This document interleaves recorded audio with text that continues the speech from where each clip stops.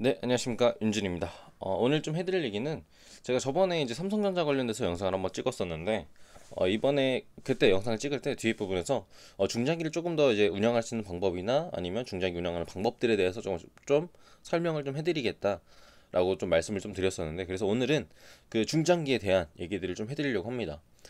제가 12월 25일 날 영상을 찍으면 삼성전자에 대해서 얘기를 할 때, 삼성전자 같은 종목들, 중장기 같은 종목들은 언제든지 잡아도 상관없다 라고 말씀을 드렸었어요.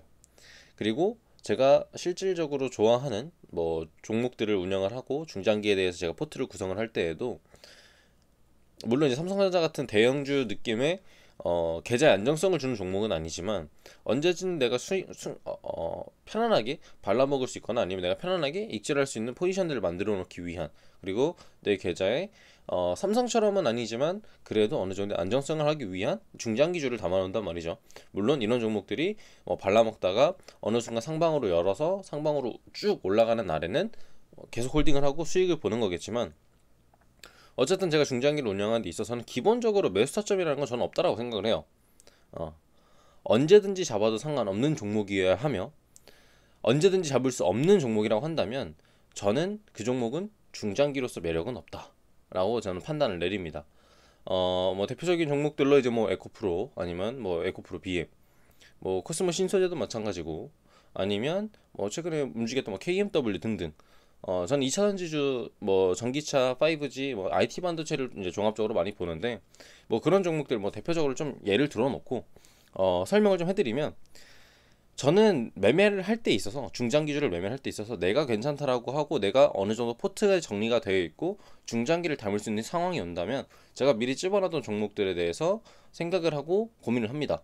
물론 종목들을 선택하는 데 있어서는 이왕이면 하단인 게 좋고, 매수를 하려고 하는 하단 구간인 게 좋고, 또 이왕이면 실적이 저번 뭐 3분기보단 4분기가 좋은 게 좋고 등등, 이런 것들을 이제 조금 비교를 하긴 하겠지만, 일단 리스트를 뽑아 놓는 것 자체는 내가 언제라도 편안하게 움직일 수 있는 종목이어야 한다라는 거, 빠진다고 해서 걱정하면 안 되고, 그러기 위해서는 공시중에 악재나 호재가 너무 많이 빈번하게 발생을 하면 안 되겠죠.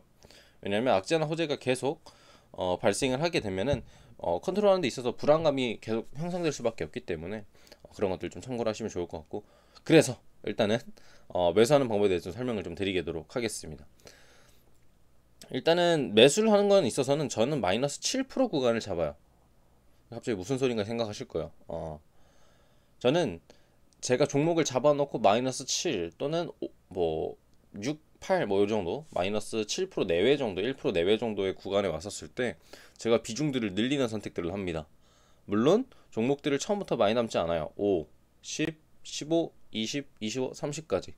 자, 그러면 위에서부터 고점 대비 내 마이너스 7%까지 떨어지게 되면 중간중간 평단가가 낮아지기 때문에 6, 7, 40, 40%까지 내려가진 않아요. 한 대략 30% 정도 또는 20% 정도, 조금 후반까지 좀 내려가는 편입니다. 거기까지 내려왔는데 내 평단가를 계속 낮추다 보니까 거기까지 내려갔다라는 거. 뭐 그래서 30% 정도 내외, 정확한 뭐 계산법이라는 건 뭐 정확히 없으니까 좀 판단하기 좀 어렵기 때문에 대략 30% 구간까지. 그러면 내가 괜찮았던 종목이고 그 종목이 그 다음에 무난했던 종목들이 30%까지 내려온다라는 거는 대형주들 같은 경우 거의 하단 구간까지 내려온 경우들이 많아요. 그래서 저는 제 계좌에 마이너스 7% 구간이 오거나, 아니면 내가 매수를 하려고 하는 구간을 6 또는 8등분을 합니다.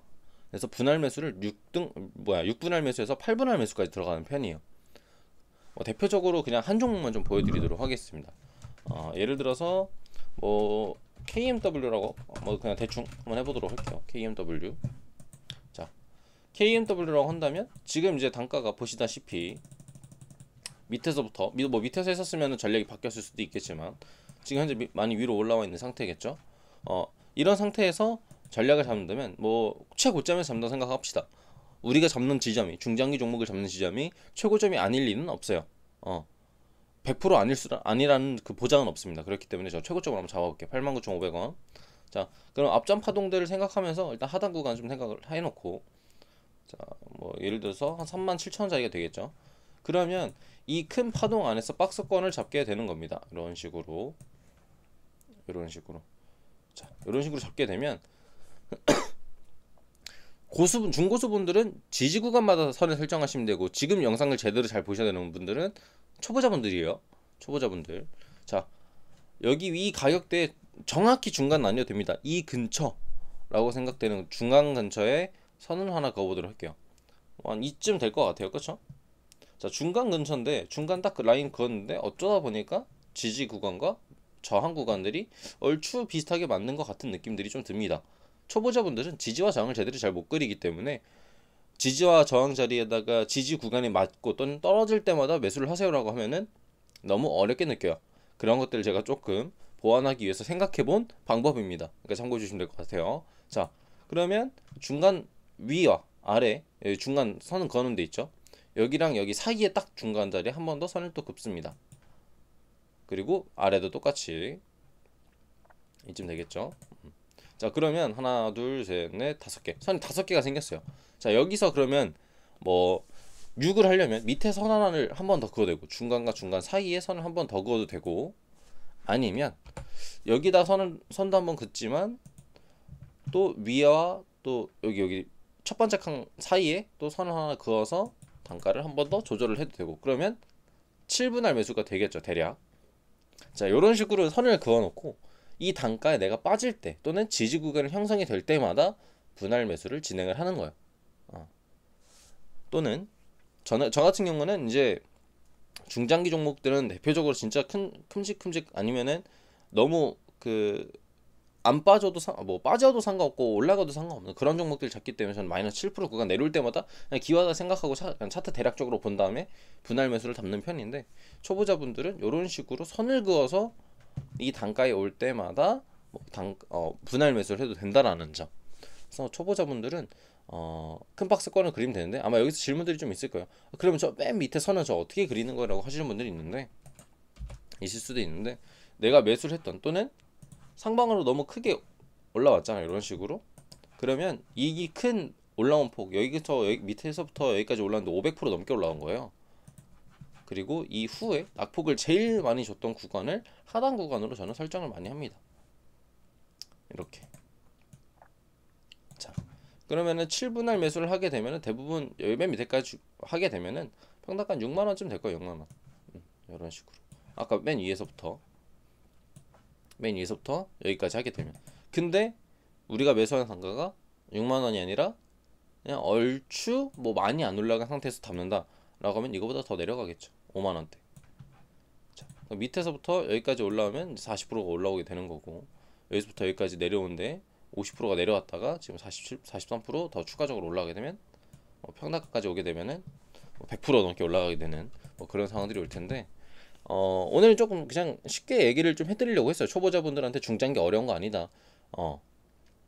대형주, 스윙주, 중장기주 뭐 운영하는 방법은 가장 쉽게 생각하시면 돼요. 내가 빠져도 걱정 없는 종목들 잡는 되는 거. 삼성전자 빠진다고 해서 걱정하면은 아직 주식하실 마음이 안 된 거고, 그 다음에 뭐 SK 하이닉스도 마찬가지, 뭐 DB 하이텍도 마찬가지. 뭐 영상을 찍는 날 기준으로 DB 하이텍도 급등을 했었어요.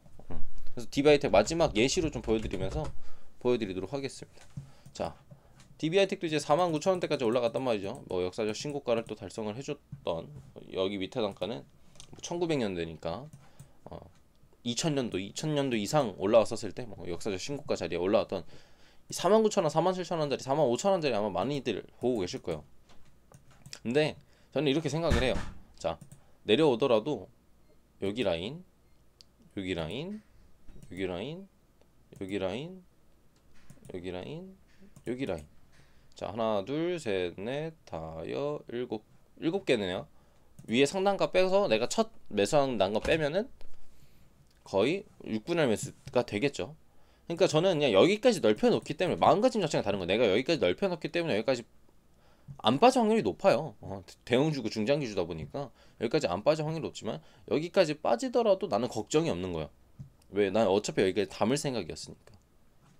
마지막 한 가지 가지고 계실 의문이 있을 수도 있어요. 내가 지금 잡고 있는 상태에서 빠지게 되면 어떡하지? 라고 생각할 수도 있어요. 손절을 해야 되나? 중장기 대형주기 때문에 분할 매수를 여기까지 진행을 해놓고 여기 자리에서 분할 매수를 해놓고 혹시라도 진짜 시장 경제에 무슨 일이 생겨가지고 대형주들이 낙폭을 상당 뭐 고점 대비 마이너스 막 60% 내려오고 막 50% 내려온다. 막 10만 원짜리였던 뭐 삼성전자가 예를 들어서 10만 원까지 갔다 5만 원 이상 빠져버리고 막 4만 원까지 내려오고 그런 상황들이 온다라고 하면은 그때쯤 되면 어차피 시장 종목들이 모두 다 안 좋기 때문에 내가 삼성전자 그냥 더 다른 종목들 손절해놓고 오히려 삼성전자 조금 더 물타기 하는 게 나을 수도 있어요. 뭐 또는 DB하이텍, 뭐 SK하이닉스. 이 방법은 어 삼성, 뭐 SK하이닉스, 그 다음에 DB하이텍 같이 이제 반도체 3대장 그런 종목들이나 아니면 각 섹터별로 2차 전지, 5G, 전기차, 수소차 섹터별로의 또 대장주들이 있습니다. 그런 대장주들한테 좀 적합한 방법이니까 한번 그렇게 해서 움직이시는 것도 추천드리도록 하겠습니다. 뭐 그 이해도 쓸 수 있어요. 내 기업적으로 처음 무난하고 괜찮은 종목들이다라고 하면은. 근데 초보자분들 그게 좀 어려우니까 네이버에만 검색하셔도 대장주도 잘 나오니까 그런 거 참고해서 해보시기 바랍니다. 자, 오늘 영상은 여기서 마치도록 하겠고요. 다음에 더 좋은 영상, 더 좋은 내용, 더 좋은 강의로 또 찾아뵙도록 할 테니까 구독하고 좋아요, 알림 설정 한 번씩 해주시기 바랍니다. 감사합니다.